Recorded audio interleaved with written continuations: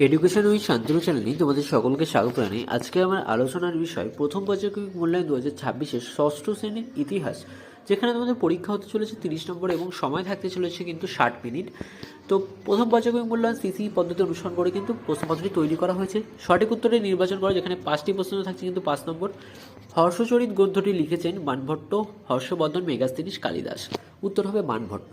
বুদ্ধিমান মানুষ যে নামে পরিচিত তা হলো Homo erectus, Homo habilis, Homo sapiens না অক্টোলোপিথেকাস। উত্তর হবে হোমো স্যাপিয়েন্স। মেহেরগড় সভ্যতা আবিষ্কার করেন Charles Masson, François Jarrige, Dayaram Sahni, Rakhal Das Bandyopadhyay. উত্তর হবে ফ্রাঁসোয়া জারিস। আদিম মানুষের জীবনের প্রথম জরুরি আবিষ্কার হলো চাকা, ইটের গাড়ি, আগুন না যানবাহন। উত্তর হবে আগুন। মেহেরগড় সভ্যতার মৃতদেহকে যে রঙের কাপড় জড়িয়ে সমাধি দেওয়া হয় তা হলো লাল রঙের, নীল রঙের, কালো রঙের, সাদা রঙের। উত্তর হবে লাল রঙের। এক কথায় উত্তর দাও। 5টি প্রশ্ন থাকছে। 5 নম্বর, এপ কাদের বলে? উত্তর হচ্ছে লেনহীন বড় বাঁদরদের এপ বলা হয়। ভীমবেটকা গুহাটি কোথায় অবস্থিত? ভারতের মধ্যপ্রদেশ রাজ্যের রায়সেন জেলায় ভীমবেটকা অবস্থিত। ভারতীয় উপমহাদেশের সবথেকে পুরনো পাথরের অস্ত্র পাওয়া গেছে কোথায়? কাশ্মীরের সোয়ান উপত্যকায় সবথেকে পুরনো পাথরের অস্ত্র পাওয়া গেছে। দাবানল বলতে কি বোঝো? উত্তর হবে বনের আগুনকেই দাবানল বলে। মেগালিথ কি? মেগালিথ হলো বৃহৎ একক পাথরের কাঠামো যা হয় সমাধিস্থলে অথবা স্মারক নির্মিত হয়, অর্থাৎ স্মারক স্থানে নির্মিত হয়।